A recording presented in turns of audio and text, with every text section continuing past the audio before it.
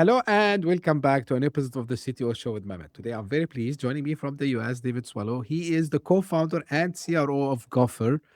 Of course, as usual, I don't steal much from my guests' time. I keep it to them to introduce themselves. But just as a teaser for the audience, we're gonna talk, of course, about an interesting story of David, his background, and how he became a co-founder. We're gonna talk about logistics, last mile delivery, and a little bit about entrepreneurship also as well.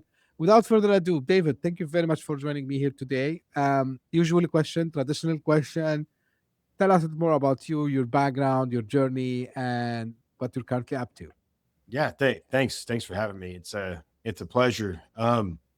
So we started with Gopher originally as a marketplace, right? So a little backstory on me. I should start with first. I spent 12 years in the Marine Corps. I got a master's degree in technology management, and I worked in the oil refineries as a crane operator for several years. And Gopher was just kind of a thought that really Warren Vandiver, our CEO and co-founder, came up with. Um, and our idea, his idea and what it kind of morphed into was a marketplace for people to shop local stores, get same day delivery, kind of like a mom and pop's answer to Amazon. Well, we got hit with COVID in Mm-hmm. 2020 when we launched, and then back-to-back hurricanes in Lake Charles, Louisiana, and it just shut us down. And the industrial clients, Cummins in particular, Cummins North America, got a hold of us and said, "Hey, can you deliver our stuff, our engines, our engine parts, pieces, hydraulic parts, all that?"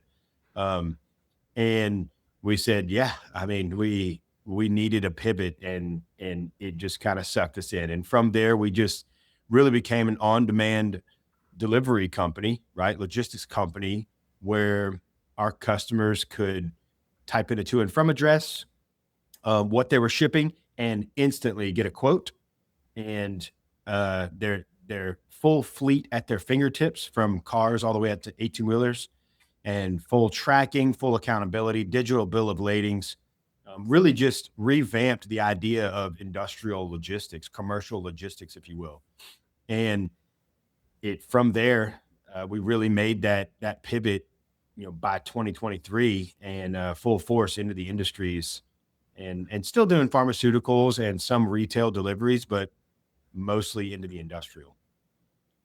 That's great. And thank you again, David, for sharing this. Everyone who I interviewed on the show, the pandemic was like a major event, so we call it like pre and post pandemic. So there's a this moment that I think it happened to everyone, maybe sometimes on the personal side, sometimes it's on the business side. Now, if I want to dig more into what you're currently doing, David, so when we talk about industrial buyers, and um, these operations teams, they don't care much about buzzwords, so they want one thing. We want our goods to be shipped and on time and delivered on time. So if I want to dig into the problem here that you're trying to solve, what are usually some of the hidden costs of unreliable, similar delivery businesses that most leadership teams, sometimes they underestimate. So they think it's easy to do. I think the biggest thing is accountability, right? So we deal with problems like traffic, um, vehicle size, right? Where a particular size vehicle is needed, and the the the agency, the third party delivery service, sends the wrong size vehicle. Um, or traffic's unaccounted for. You don't know where the driver is. You don't know if he's actually stuck in traffic or not. And so we've mitigated these problems with our tracking, as far as traffic goes, and making sure it holds us accountable. Like, we have to leave on time because our customers can see on the map where the drivers are. So if the drivers aren't on time to a spot, right, it's very clear. It's easy for it. Basically, we're telling on ourselves by having this tracking so accurate. Um, and on the other side of things, where the correct vehicle needs to be sent, it's as simple as first off, the shipper, the customer gets to select the vehicle size. And there's different ways to do this, right? AI helps the customer select the right vehicle size. And at the same time, our drivers see in the driver app what vehicle size it is, and they know to be very careful because they don't want to get somewhere in a car when it needs a truck, right? So there's a lot of visibility there, and we actually gray out some of these deliveries for our drivers to where if all you have is a car, you can't take this load. You don't even see the load, right? So that's just two of the mitigations we've taken for those big problems, right? The other thing is bill of lading. So documentation's tough. A Hmm. big problem is for these delivery agents, right? These third parties, they'll they'll go make a delivery. They got paperwork. It has to be signed, and they've got to bring it back to the origin. This causes a big problem, right? It's a free delivery a lot of times. What we've done is we've made it all digital, so where the recipient is actually signing on the phone of the driver, and that digitally signs the documentation, and it digitally sends back to the origin.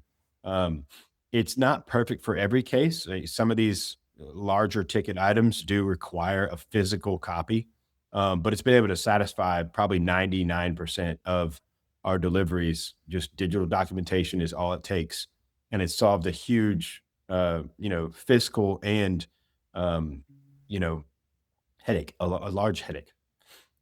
Right. In such industries, usually, David, because you mentioned about sometime there will be requirement for physical stuff to happen, like signatures and so on. So when you build something like Gopher, what was like the harder part? Was it like, convincing people with the, adopting the tech itself that you have built? Was it like customer trust? Was it like the driver network? If you can, shed some light on these, because I think, there's a lot to unload there. Well, yeah, so, I mean, you hit the nail on the head, really, with getting the adoption. So we're changing behaviors that have been set in stone. Many of the businesses that we service are, they've been in business for almost a century, some of them over a century. They've been doing things a certain way. They were slow to adopt email, and, Hmm. now they've been in email for the past, 30, 40 years. So now it's getting them into, um, the app world, or even just logging into a dashboard on a website to use the Gopher services. Um, so there's definitely a barrier there, and that holds, the second point you made with trust. I mean, getting them to trust software, where instead of emailing a person, they're filling out a form on the Gopher dashboard, and they press go, and they just trust that it's taken care of.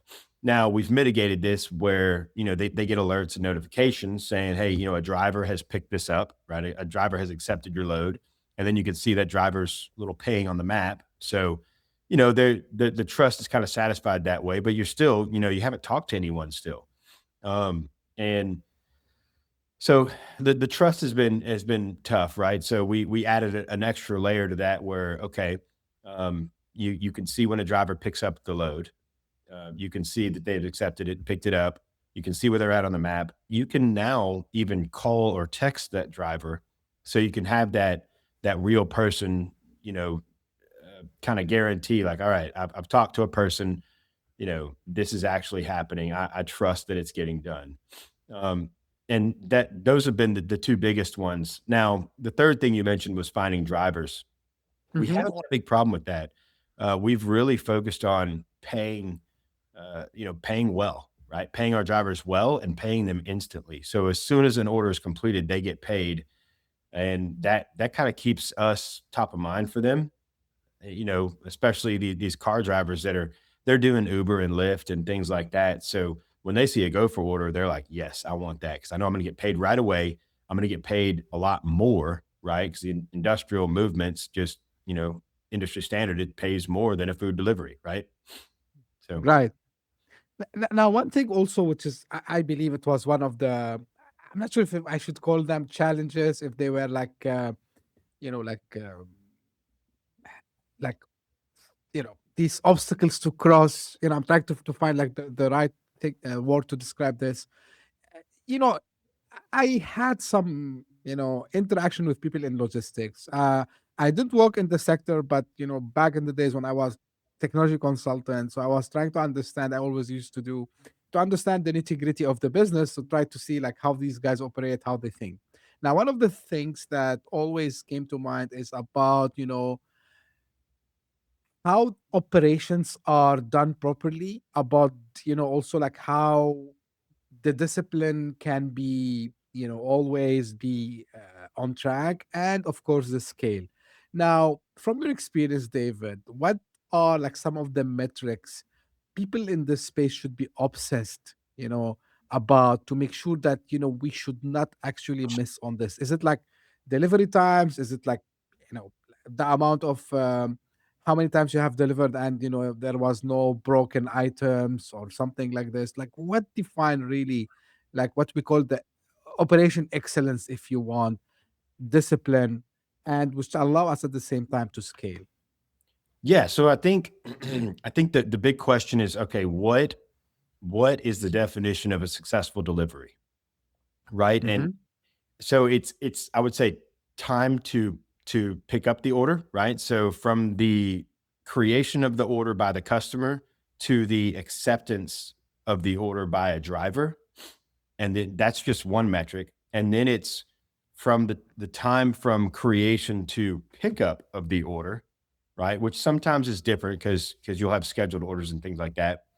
And then there's the time from acceptance of an order to pickup of an order, and then and that's just really all those three metrics are before the order's even been, a delivery's actually started. So then you have successful deliveries measured in, the safety of the item being shipped, right? So anything being broken, lost, or stolen, um, or misplaced. So you've got those metrics, right, of successful deliveries, and then it's um, you know drive time to delivery time, right? So, our software tells us how long it should take to get it from point A to point B. How long did it actually take us? And and our track record, right? Our data shows that we have been very successful on this. We're about 99% successful across the board on all metrics that we measure. And that's due to our software being so highly sophisticated with the feedback of our customers and our drivers, taking all that into account and building out the most accountability friendly software, right? So, you know, like I mentioned earlier, where our customers can see when the load is accepted by a driver, they can see Hmm. where the driver is that accepted it, and they can talk to the driver directly. So it's really hard to hide mistakes there. So that keeps the driver honest, that keeps us honest, and keeps the customer in the know, right? So those have been the biggest pieces of that. And again, the pay is right. So our drivers know, as contractors, they know that if they don't do a good job, they may not get picked for the next delivery, right? There's a chance that that company says, "Hey, we don't want that driver again," right? It's happened a couple of times where they're like, I'd really prefer this guy instead of this guy, right? And it's, hey, the customer has a choice, right? So we've kind of tailored that, and it's worked so far, right? The other day we did a delivery from Wisconsin to Louisiana. It was a 23-hour drive. Actually, it was Oh. 22-hour drive, and it was a carload, and that we actually did it with a team, right? So two drivers in one vehicle, and they made it in 23 hours. So they actually only stopped for a total of an hour along the way for that 22-hour delivery. And so great metrics like that, right? It really is a big deal. Now you have some deliveries that are 10-minute deliveries, right? Where it might be 15 minutes of delivery time, right? Where, you know, they've hit traffic or, got stuck at a gate going into an oil refinery or something like that, right? So there's a lot of pieces that constitutes a successful delivery, but those are the biggest metrics. Is like, um, you know, broken, lost, or stolen. and time to pick up and drop off, and time from creation to acceptance by a driver. Those are probably the three biggest ones that you have to maintain because it will make or break your relationship with customers. Yeah, so when you were mentioning all these, like the picture that came to my mind is like all these stacked together. So you offer better customer experience for the end user, like whoever is sending the package, right? Or whatever that is. And the way you just described it, it's like so easy. I can imagine, like it's like I'm ordering DoorDash or Uber Eats or like whoever people they use in their countries for ordering food. So it's the same experience, but except it's like actually for industrial use and anything you can think about it. So this is really great because I like to highlight these details because this is show David also um like how much time you have spent on understanding your users and what they need exactly, and again giving them the best experience that they can have ever, because like comparing to status quo, I would say maybe they had to go find company, maybe read some reviews, maybe these reviews are not like very accurate and they're not in you know any way informed about what's happening. So you are giving them all these insights, like almost live, so they can see what's happening. They can interact with the driver. So this is great, actually. Now, I want to go. We will not go into the technical details. We will not talk about the bits and bytes, of course, but you are a software platform at the end of the day, David. And I've seen like also you talk about AI. Now, in your industry, when you say AI powered, what does it mean exactly? Like how me as a customer for Gopher would see this, or I would feel the benefit out of it if I want to simplify it this way. Yeah, so there's a couple of ways, and we have more products that are coming out soon. But the first way is we have a pick to ship option where you can simply snap a photo of an item and it pulls the weight and dimensions and the name of that item and categorizes what vehicle is needed to move it. So that's our pick to ship option. It lives in the app itself, and it really speeds up the process of figuring out what vehicle to use, right, and making sure that the right vehicle is chosen. Um, and the other way is in our dashboard, you can type in, Yamaha piano and press, the AI assistant, and it spits out the same information. It tells you, this is how much this weighs, this is what you're going to need to move it. Um, so one of our new products that's coming out is called the Go Pilot. And the way this works is you your driver is going to take a picture of the load once it's secured, and it pulls the information for that and makes sure that it follows the FMCA standards, the DOT standards, safety, everything is taken into account, and it's go or no go, right? Hey, no go, restrap it, fix this. It tells you what to fix. And if it says go, it's good to go. Everybody's got the peace of mind that this load is strapped down securely within regulations. And it mitigates problems, right? Those broken, lost, or stolen things. Hmm. So super, super cool stuff. And we've got some more things coming out with AI. And yeah, actually, a Google extension is rolling out here soon, just to speed up the process and to mitigate any you know fallacies, right? Any problems that we have in order creation. David, there is a topic which again it came up from different guests in different businesses, right? So when you implement the AI, it's great. So because you're trying also to benefit out of the technology in the way that you described for your vertical in specific, but we talked also about having this balance between using AI automation while keeping the human in the loop, right? So when it comes to what you do at Gopher, where human stays in the loop, like what are like some of the things that you believe always a human should be involved in that, And yeah, we can rely maybe on AI for part of the task that I can do, but I wouldn't give it to the AI 100%. What that would be? Maybe one or more. I don't know. Yeah. So, I mean, with everything we do at the end of an order creation, it it involves a confirmation, right? So there's always going to be a confirmation page. Hey, does this look right? And it's a to and from address, what the items that are being shipped, when it needs to be picked up or delivered. Those are always, maybe not always, but at least for the foreseeable future, they're going to be checked by a human, right? Whether that's the shipper or go for internal, it will be checked. Um, Having that, as long as there's people in the mix in any part of it, there has to be a check and balance from, service provider to customer in almost any industry. Um, and having that interaction is really the bridge between this this software adaptation, right? Where users are starting to adopt these practices of using software more and more in the industry. It just has to have human interaction.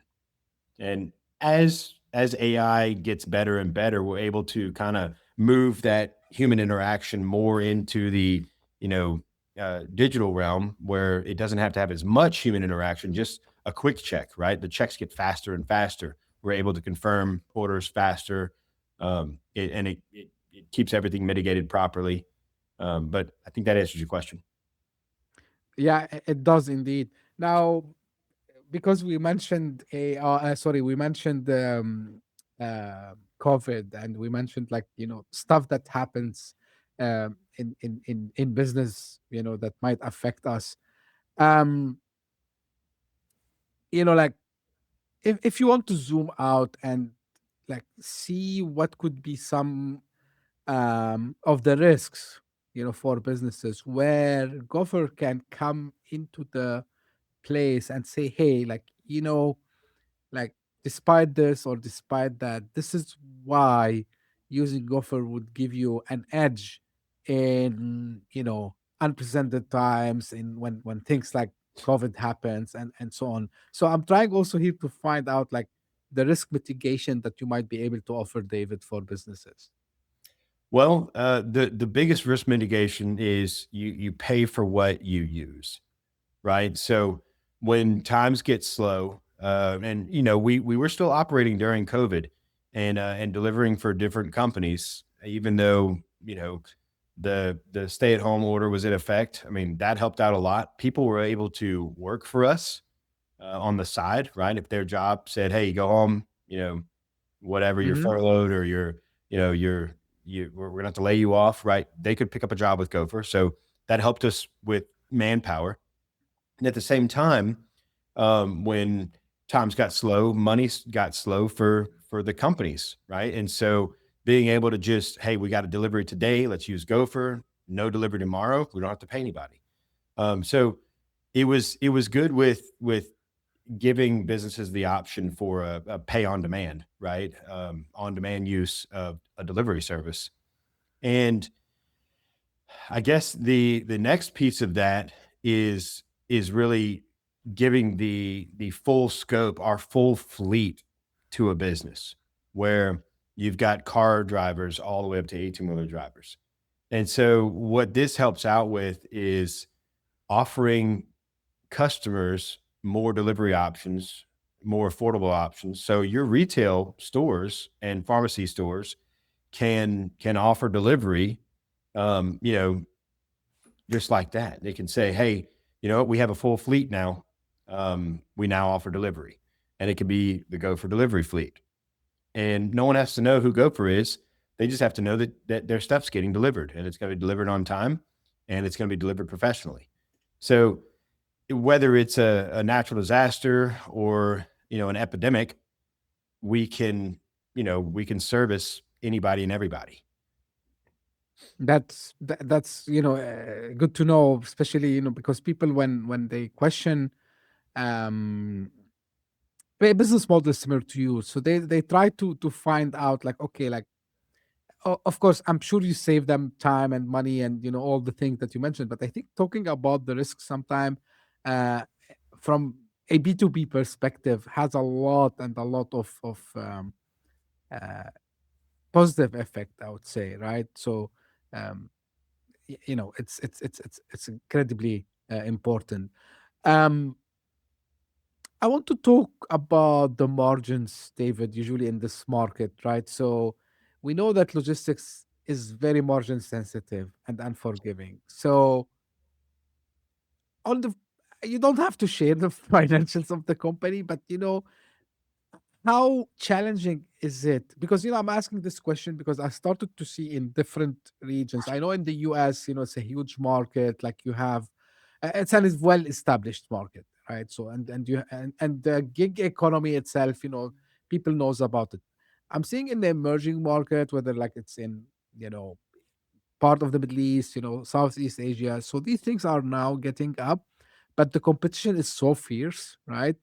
And sometimes we start to talk about startups, about okay, how they're gonna make money, and if they make money, are they able to make good margins so they can sustain? From your point of view, like, what is that true? First, maybe I'm mistaken, I don't know. And if it's not true, like, what are like some of the things other startups in the logistics sector can do to make sure that they can pass these low margins or margin sensitive effects that might pop up on the surface? I think the real answer to that is is really who we are, right? And remembering that we're a tech company. The more that we can rely on and outsource to our technology and to AI, the less overhead we have, right? So we have a full-time staff at Gopher of 5 people. It is very low overhead. And what this allows us to do is to have lower margins, right? We keep everything digital, from accounting to dispatch, as much as possible, where it takes very little manpower. That's really the best way we've been able to scale and protect ourselves from having to worry about the margin to a big degree, right?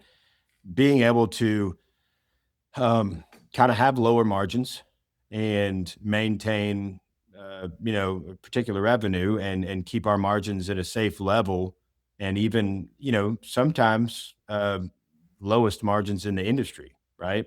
And we do have some new products that I can't speak too much on the financial side of things, but more of the SaaS piece where we're really just a software that you're paying for, and technically you're paying the driver directly. There's no markup on the driver. There's no margin on the driver. You're just paying a software fee, and it's, very small. And actually we show our customers how much they're saving by using us this way. So they're literally paying what a driver would make and how much a vehicle costs to keep up, and no markup. So it's actually, our pricing is the lowest in the industry because of that. Cool. I want to shift gears a little bit, David, and ask you like something more generic, I would say, but I believe it's very important. So um shifting or like transitioning from military to a startup leadership, it's like it's a big shift. Any And of course I know like people who works in armies all over the world. Like I met a lot of them, whether in the US, UK, Australia, even part of the emerging markets. So I know the discipline, I know the kind of leadership you learn there, right? But is there anything, and we heard a lot about the stories of what you can learn from there, but are there few things that, maybe some habits that you had to change, or maybe few things that you had to unlearn and relearn again to fit into the in the startup world? Yeah. So, I mean, one of the biggest things is, okay, not everybody moves as fast as a Marine, right? It's just me and Warren Vandiver are both Marines.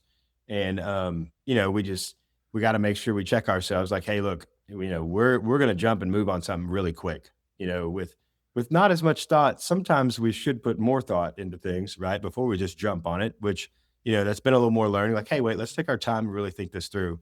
Um, but kind of maintain that understanding that people aren't as, mission oriented as we are, the adapt, overcome, one of the phrases that's unique to the Marine Corps, right? Improvise, adapt, and overcome.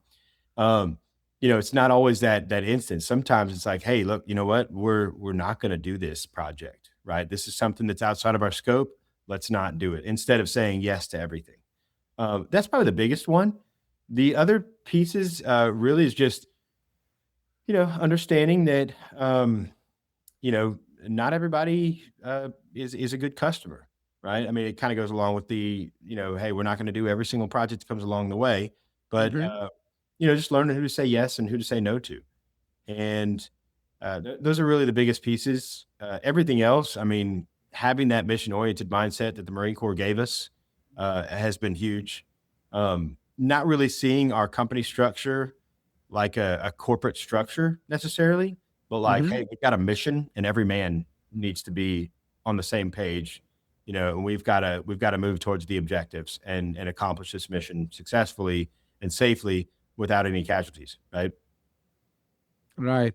Now, how, on the other side, how also, having this experience helped you in maintaining, I would say, as a leader now, because, you're part of the leadership in the company, to maintain, clarity, especially when you have these pressure, right? I'm not sure if you are investor backed or not, but I'm sure, like, even if there are no investors, like, our families are waiting and we need to, like, deliver results, right? So people, they say, yeah, like, founders feel miserable because of the investors, and it's not always the case, because actually you need to deliver for yourself first, for your Yeah. families, for your, people who trusted you.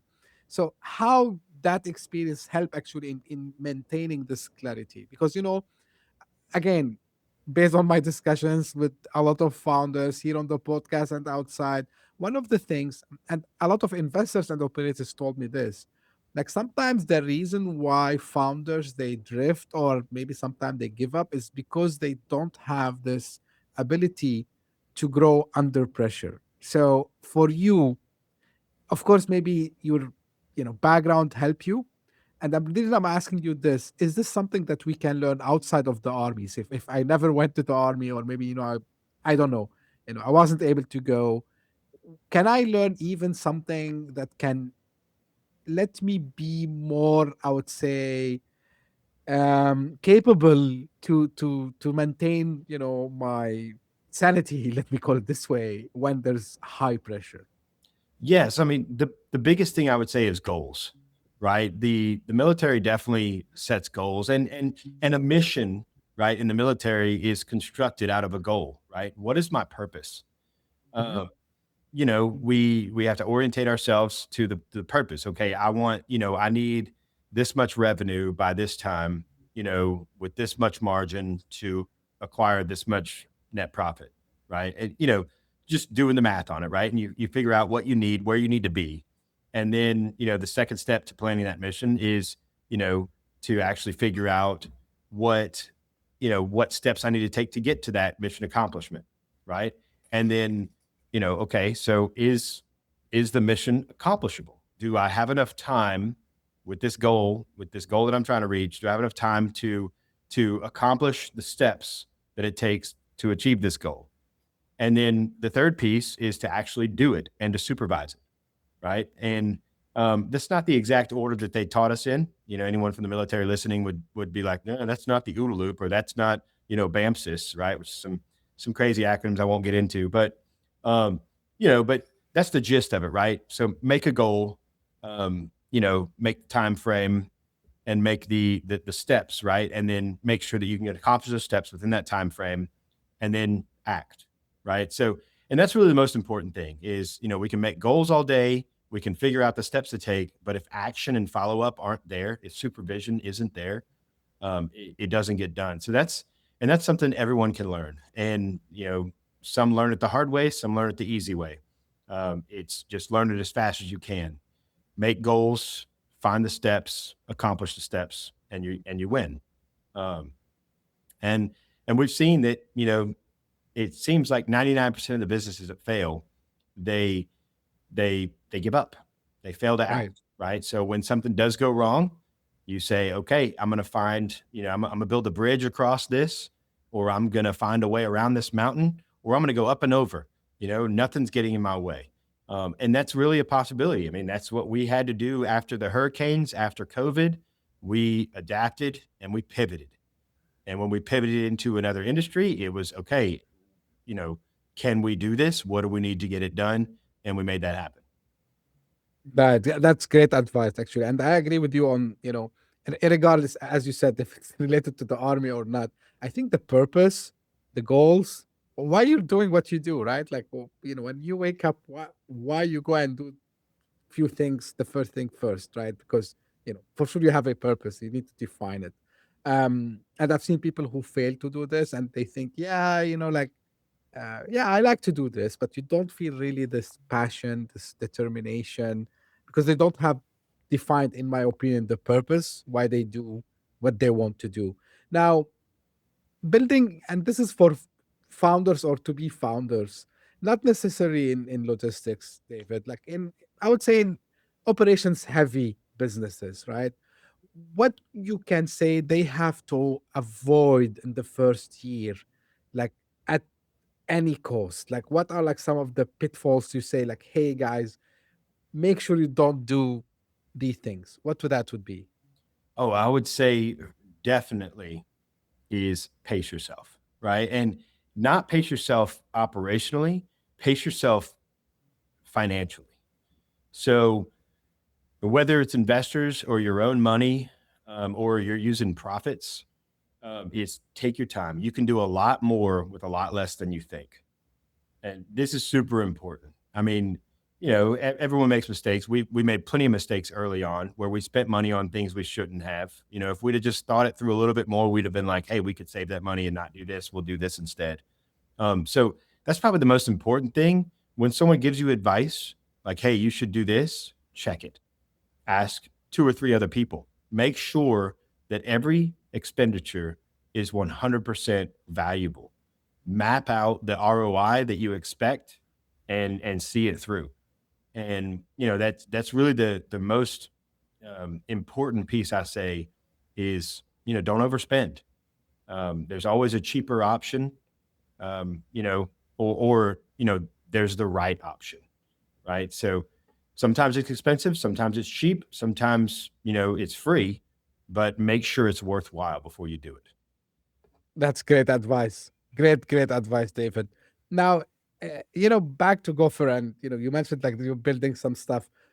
I would not ask this very cliche question, but what's the ultimate goal? Like, how do you see the company in a couple of years? I don't know, 1 year, 2 years. Like, where do you envision Gopher to be?